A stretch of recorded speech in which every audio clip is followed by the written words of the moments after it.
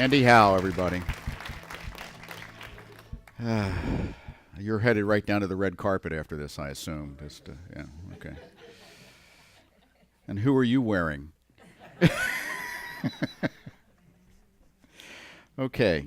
So this month I'm going to be doing some loosely connected topics that have to do with spiritual development. And it's sort of leading up to the weekend we'll be having with Dr. Gary Simmons when he arrives, because a lot of his work is based on a developmental understanding of how we grow and how we expand spiritually and psychologically. And today we're going to do the kingdoms of consciousness. I did this, I think, a couple years ago. And you have a handout on your seat there that has the little diagram we'll be using that you can follow along with. And on the back is a prayer treatment for you to take home with you, and it might be something you want to work with in your own spiritual practice. This is this basically is a model that has to do with creating a representation of where we go on our spiritual journey. And it's sort of, if you will, like any model, it sort of gives you a lens to look through to help understand some of the dynamics that may or may not be going on in your life. We want to direct our experience to see where we are and have an idea of where we're headed. So the models help us to see maybe what's next for us and also to get a sense of where we are. This model called the Kingdoms of Consciousness was created by Reverend Marcia Sutton and Reverend Lloyd Strom, and they're in the Unity movement, and they are very amazingly creative people that have done a lot of work that many of us in ministry and New Thought base our work upon. So this represents the journey that we all must take from being children of God to the realization of our oneness with God, if you will. So why must we take this journey? Is it something that has to happen? And the answer is no. You can stop anywhere along the path, and some of us do. That's called arrested development, which, and if you watch that show, you see what happens to you when you do stop along the path. But it seems to be, and this is a greater and greater realization, that the human condition is a developmental one, that we develop physically. We grow from infants into adults through different stages of development. We also develop psychologically, that as our brains physically change throughout our lives, we have different capacities for understanding and for experiencing life. And also at we would call the spiritual level, which would be the all-encompassing level of being a human being, we also develop in our capacity to understand our relationship with that which animates us, which you could call it our Creator, you could call it God, you could call it Spirit, you could call it your higher self, whatever it is that you see as that central animating force that is within you and around you. And we do go through different stages and capacities to experience and realize that truth as we go. So we're going to look at this from a couple of different perspectives. Dr. Holmes said, a freedom under compulsion would amount to the worst kind of bondage. The only way God can evolve a spontaneous individual is to let him alone and allow him to awaken to himself. So man must be created with the possibility of limitless freedom and let alone to discover it himself. Because often people say, well, why aren't we just born awakened? Why don't we just know instantly everything we need to know? And Dr. Holmes, our founder, points out that would not be freedom. In order to have true freedom, you have to have the freedom to screw up. You have to have the freedom to mess things up. But the idea is that within a larger context of understanding, even those things we mess up can lead us to a greater realization. Some of us take the pathway forward without a lot of resistance. Others kind of zigzag back and forth, up and down, in order to realize who and what we are. Also, Sri Aurobindo, who was a great Eastern mystic educated in the West and who Dr. Holmes studied quite a bit in the latter part of his life, said the spiritual evolution obeys the logic of a successive unfolding. It can take a new decisive main step only when the previous main step has been sufficiently conquered. A greater or concentrated speed of development does not eliminate the steps themselves or the necessity of their successive surmounting. In other words, you can't go from point A to point Z without stopping in the middle. You can't go from an infant to an adult and skip adolescence, right? Nor probably would we want to. So the same with our emotional development, our mental development, our psychological development, and our spiritual development. Where the steps are identified, and they have been over the years, we have to go through all of them. You may spend less time in one than another, but we don't get to skip steps. That's what developmental means. So in looking at this chart that we'll be exploring today, there are some definitions that go with it. Okay, the driver of the coach represents your conscious mind. That's your capacity to make decisions. The horse itself is the energy that pulls us forward, the life force, the animating force that keeps you physically alive. The coach is the subconscious mind. Okay, that part that we don't know what's really in there, but we do know that it's fed from the conscious mind. The passenger indicates instinct and conditioned mind. So that's your reactive self, you might say, at any given time. And as we grow up, as we grow and change, that what's conditioned in our mind changes and shifts. And the devil, little devil, because we like to, we don't use the devil much, but he's on there. That's fear. And fear's in there, he's in the back seat, but there's always that sense of fear within that can limit our ability to move forward.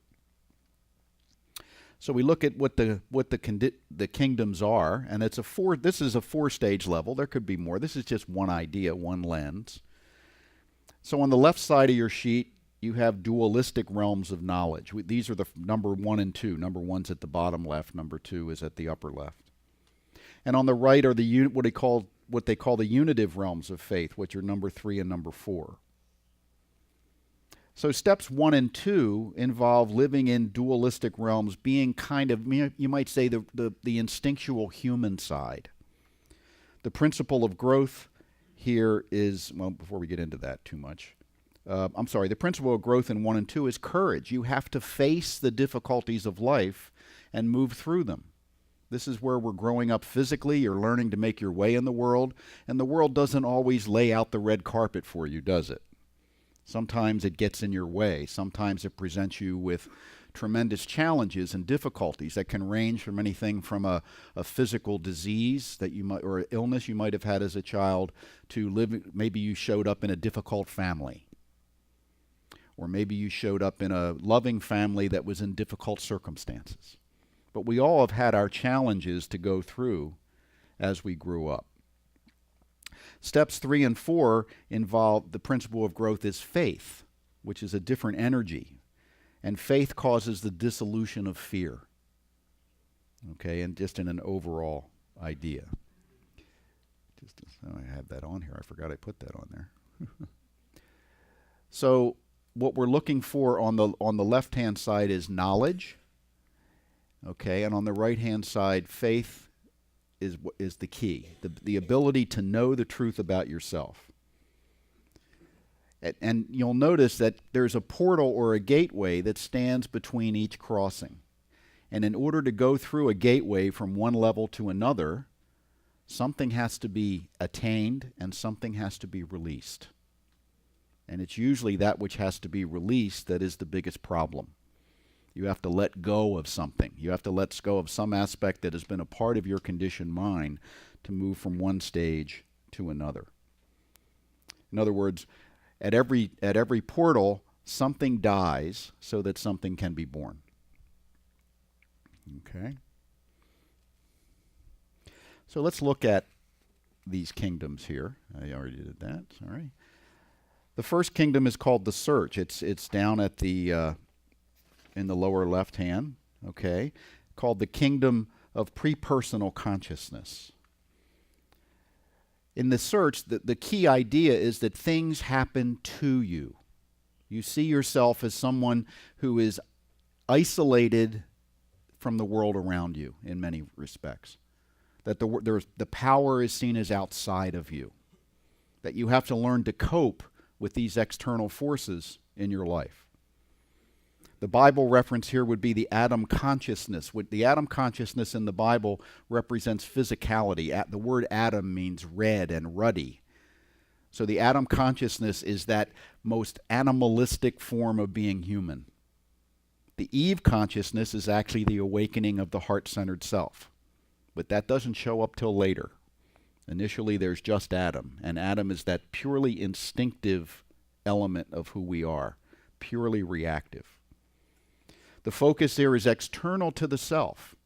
Again, you're looking at the world around you as being the place where power reigns. How can I please my parents? How can I please my teachers? How can I be accepted by the people I want to be friends with? How can I get a job? It goes on and on and on.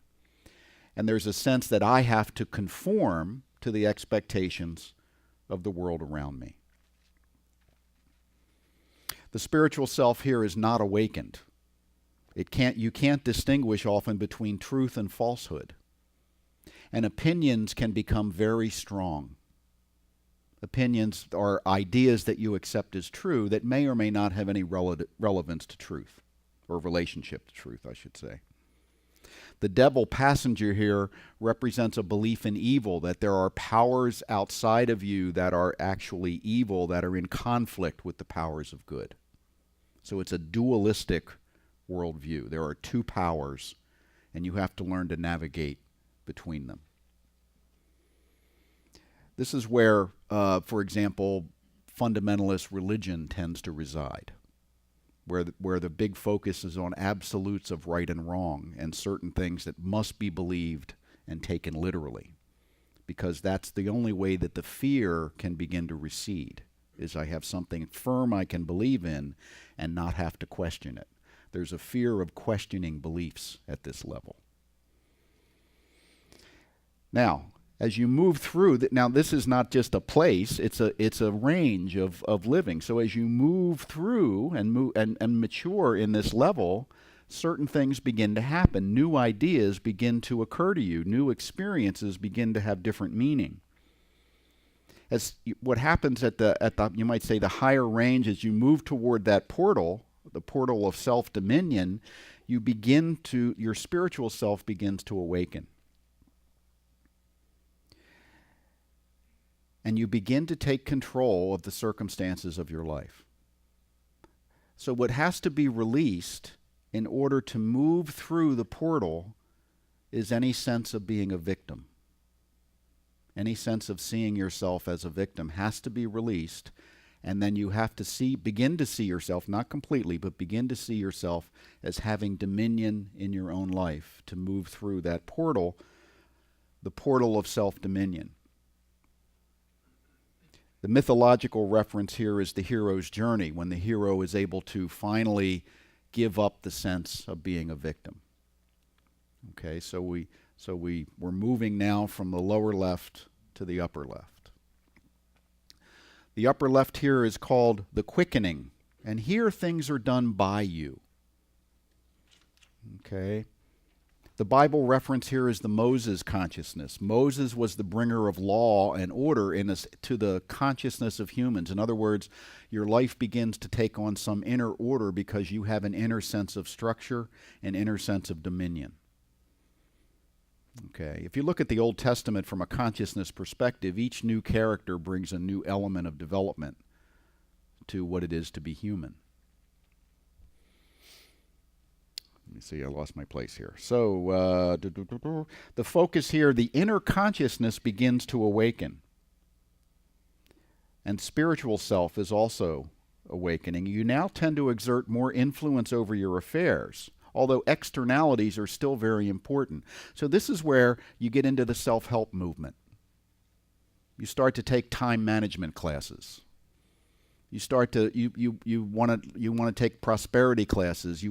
This is where the focus is. I need to get myself in order to create the life around myself that I desire.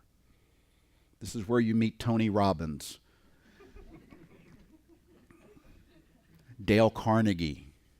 Okay, that kind of a sense of this is where I'm in charge. I've got to see myself as the center of power. This locus of control, the locus of power, begins to move from the external to the internal.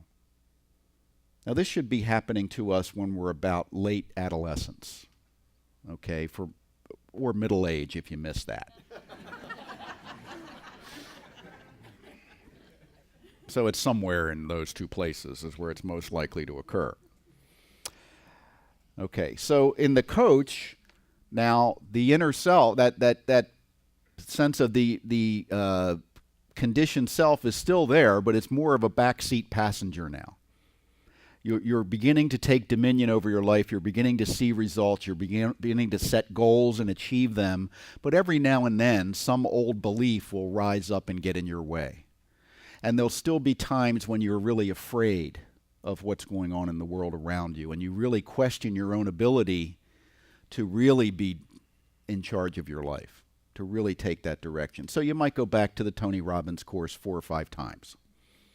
You might come to a place like this and really want to get into the grounding foundational courses and learn to understand how to use your mind effectively to work with what we would call working with the law, in terms of mastering mental science so that I can think in such a way that my life has better results, better outcomes. I get more of what I want. I get more abundance. I get better relationships.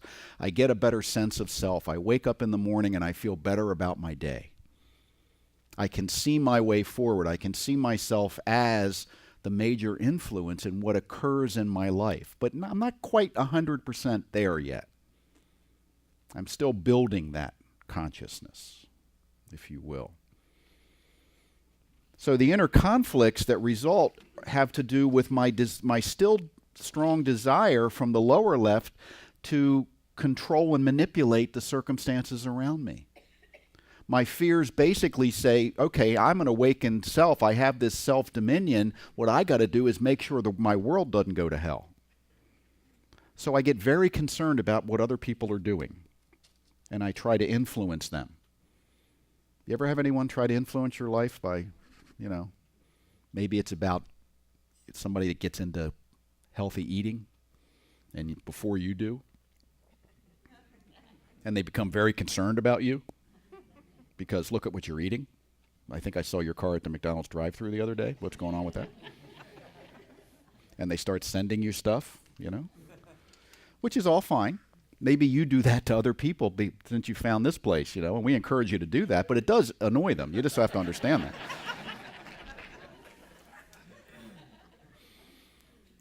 So we begin to get religion about the new things we discover. You go to Landmark or one of those courses, next thing you know, you're recruiting everybody in, That's a natural developmental phase, but this is the realm in which it exists.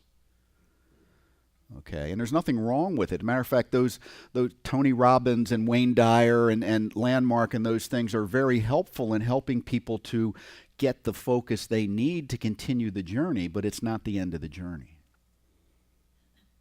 The idea of working with the law is essential to live in the dualistic realm successfully. And that's what we want to do. We want to live in the dualistic realm successfully. We want our life, we want to have enough of everything. We want to have good relationships. We want to be able to be creative in a way that we get, we're supported economically and things like that. Nothing wrong with any of this. But there's still that kind of residual, very real fear kind of nipping at your behind all the time, where we're being motivated to move forward because we don't want to go backward. We're concerned about, we're putting all of our energy into a self-improvement because we're afraid if we don't, something terrible will happen. See? So the fear is still very much present. So, let's see what happens here. Self-help actualization, and the self-help and self-actualization movement resides here. You experience great swings in consciousness. A representation here biblically is the Israelites in the desert for 40 years. Going up and down, moving very much in supportive of the new Moses consciousness, and when he walks out of sight, getting out the golden calf again. just in case. This is where you might go in and out of recovery in the 12-step movement or something like that. And you might reach a step of really getting your goals attained, and then find yourself sliding back down the hill a little bit later, because the energy it takes to maintain it is a different energy than it took to achieve it. When you begin to fully realize that it is done unto me as I believe, as we would say, or as we would say, as you think you are, as you think you are, you are ready to begin to enter the portal of self-transcendence, which is this next portal here, going not only from the quickening down to the next one, but it's going from duality as being your main reference of reality into a more unitive consciousness. We are drawn into what are also very clear Buddhist ideals. Begin to see the nature of your own consciousness, begin to become detached from desire for many of the things that were so critical before. This might be where you begin to think, as happened to me, and one thing that happened to me was I became way less of a sports fan. All of a sudden, I didn't really care who won that much. But I still like to watch the game, but who you rooting for? Well, I don't know. I don't care. I'm not that invested, whereas before, I lived and died with my sports team. And you begin to notice that's not so important anymore. You begin to notice that getting all the perks and the status at work just doesn't have that same kind of an energy anymore. Not that important what other people think of you, even.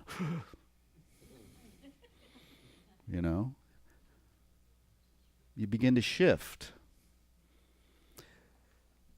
And you begin to see your passengers, those subconscious little messages of fear, as being a reflection of those beliefs that you no longer need. A lot of the fears in our life in the first two domains have to do with fear of what others will think of us, trying to conform to someone else's viewpoint of what we should be. And near the higher end of this particular level, that begins to fade. That begins to go away.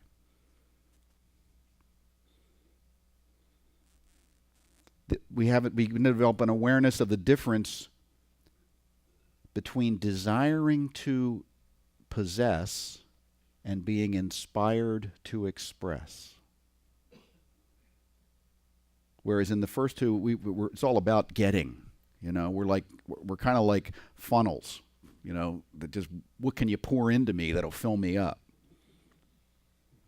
How can I get other people to appreciate me or give me what I need or get me that job or, whatever, go to bed with me. And the shift begins to come into, how can I express who I really am? And how can I find people that will be supportive of me doing that? Pretty significant shift. So in order to go through this next portal of self-transcendence, from the quickening down to what's next is the gathering, what I have to give up is the illusion of control. Now, you may have noticed something. Anyone here ever controlling? No, you don't. I saw one hand go up. Well, you're afraid I'll label you in one or two. That's right. But, it's perfectly appropriate to be controlling if that's your developmental level. See, that's the thing. These things we have to give up. We don't give up till we're ready to go to the next thing. If you give up control entering number 2, you'll make a mess of number 2. That second domain, you'll make a mess of it because a sense of control is what's needed there in order to function, to go forward, because within the consciousness of that domain, it's perfectly appropriate. See, it's perfectly appropriate for people to be in fundamentalist religions.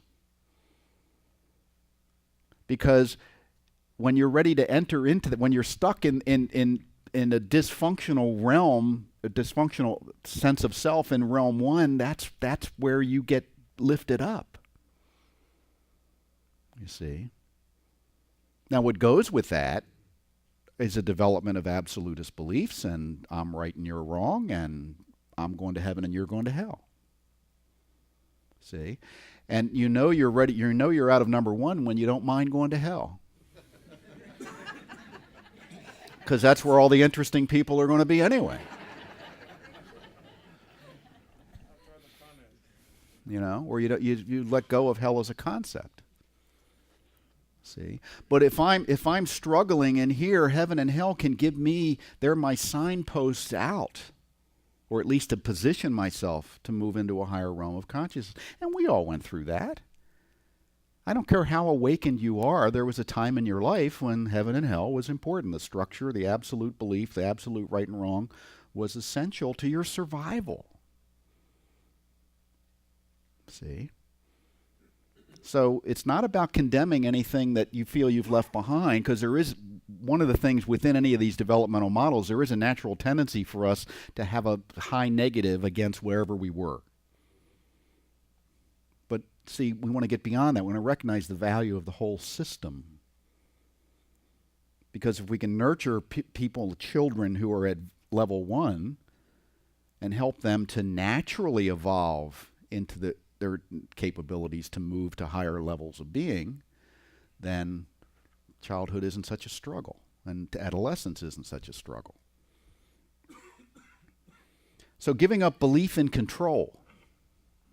Now, I didn't just say giving up control, I said giving up belief in control is essential to move from dualistic to a unitive consciousness.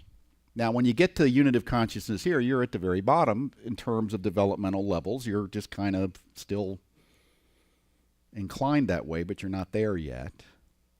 So Kingdom 3 is the transpersonal consciousness. Things are done through you. See, before it was to you, then by you. Now it's through you. Through implies it's originating somewhere else. So what's necessary to be in this domain is a realization that you're part of something larger, that you're connected. Through also implies that what's being expressed by you is going into a field of some connection. So you're no longer an individual isolated, you're now seeing yourself as part of something greater. The biblical reference here is the Jesus consciousness. The idea of the way shower, the way and the light. Moses did not make it to the promised land. When after the 40 years of going through the desert, when they got to the verge of the promised land into Canaan, Moses died. Because Moses was a little controlling. Probably came from having separation anxiety. But that's another story. See, the consciousness that got you into level 2 can't continue into level 3. Something has to change. So the focus here is the release of your passengers. You're letting go of the fear, and you're letting go of the conditioned and not intuitive, but instinctual self. You're rising above your natural human appetites by redirecting that energy and spiritualizing it.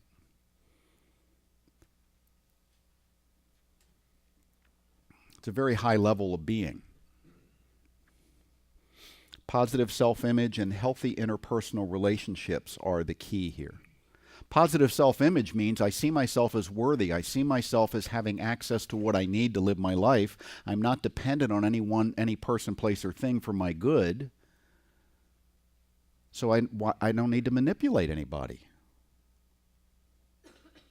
So I can have authentic relationships because I'm not afraid that if you don't give me something, I'll be less than. Does that make sense? Kinda. Didn't get a real affirmative response there. If you say so, Dr. Jim.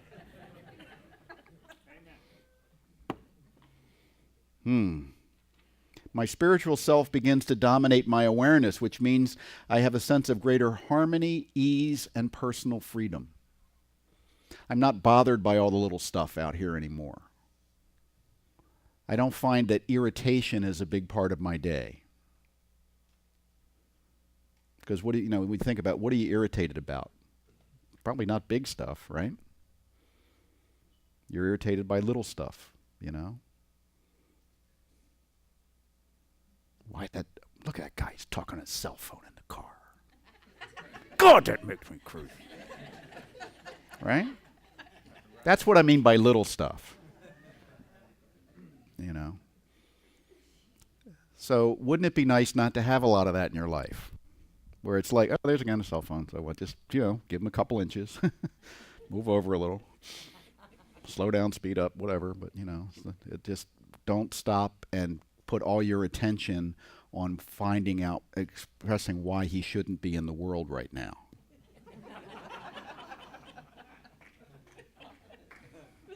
And you can also laugh when people do that to you. You ever get other drivers that look at you like, why do you exist?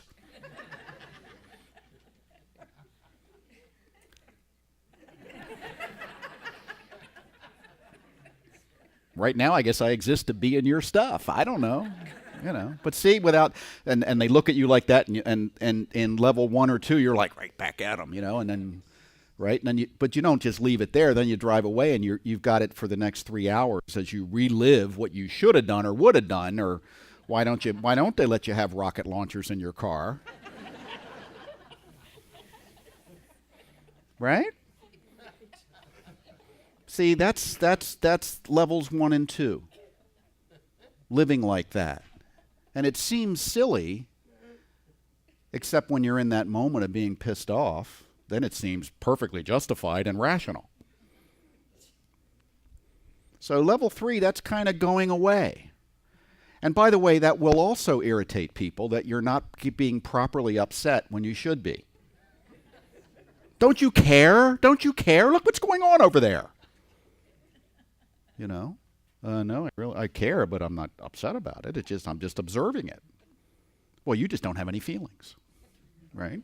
If you really understood what was going on, you'd be all pissed off and upset all the time. You ever see that thing? If you're not really angry, you're not paying attention.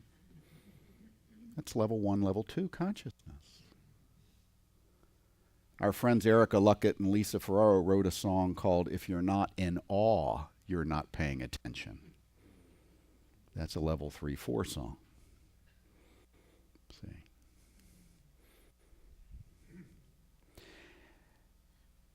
So what happens in this level 3 is interdependent networks begin to become part of your life in terms of connecting with people, not as a tribe, but more as a functional sort of a grouping. You might come to a place like this and connect, you're not living here, but you're connecting with people, and you might go to other places that are supportive of a higher consciousness, of a more loving kind of a creative space.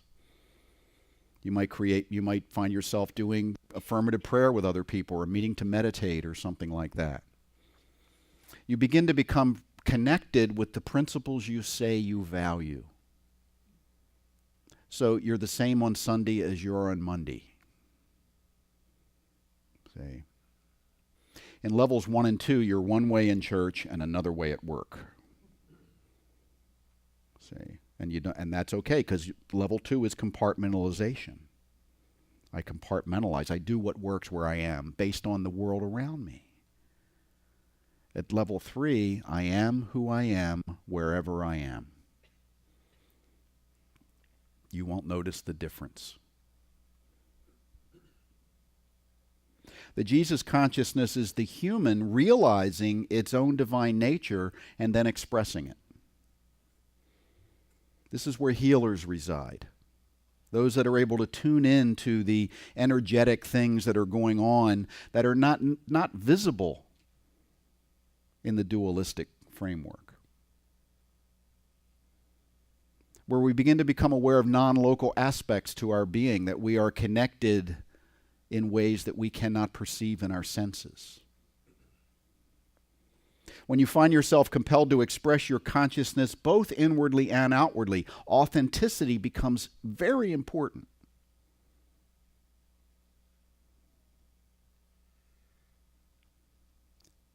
When you're ready to enter the portal of self-realization from 3 to 4, the realization required is the biblical line, "It is the Father within me that doeth the work." In other words, there's something within me that is all I need, and I don't need to manipulate and control it. I need to follow my intuitive knowing. And what I must release is really a process I have to surrender to that truth as the basic truth of my being, by giving up all resistance to that greater idea. And then I move up to level 4, the omnipersonal consciousness. Here things happen as me. No separation. It's called the prize. The biblical reference is the Christ consciousness, which is different than the Jesus consciousness. The Jesus consciousness is the guy that turned over the tables of the moneylenders in the temple at the beginning of the ministry. The Christ consciousness is the one that went to death, to the crucifixion, as the only vehicle through which the resurrection could occur. Complete submission and surrender to a higher ideal, to a rebirth. Here you realize your true inherent nature of wholeness, and you're able to fully express your inner truth in all of your affairs. Your spiritual self is your awareness. There is no dominion here. There is no sense of lack, and therefore there is no sense of need. Your work becomes an expression of service to reveal to others the truth of your being. So I want to wrap up because we're running a little long, but I do want to point out that what we're talking about here, again, is a lens. So you might say, well, gee, I'm at kind of identifying, feeling it too. I want to be a 3 and 4. Well, that's okay. Now you know what that looks like. And we're at all of the levels, really. We just have kind of a center of gravity where we operate from. See, moving from level to level is not changing anything. It's awakening something that's already there. Within all of us is the final, ultimate realization of our true being. And what keeps us from realizing that is that we've created a mindset that says, I'm limited, which is appropriate developmentally. See, nothing wrong with being stuck in anger. Nothing wrong with it. It's developmentally appropriate. The question is, do you recognize that this is something I need to move through and move beyond, and I'm willing to do the work to do it? This teaching resides at all 4 levels. But when you get over to 3 and 4, you're no longer working with the law so much. You're doing what I call courting the beloved. See, you've got a master working with the law to move into the full-time courting the beloved. And working with the law is learning to use your mind to outpicture what you require and need to live your life fully. Working with the beloved is that growing eternal recognition of oneness. That I am romancing this divine presence within me. And who put that better than Rumi, the great mystical poet? He said, the breezes at dawn have secrets to tell you. Don't go back to sleep. You must ask for what you really want. Don't go back to sleep. People are going back and forth across the doorsill where the 2 worlds touch. The door is round and open. Don't go back to sleep. Thank you, and namaste.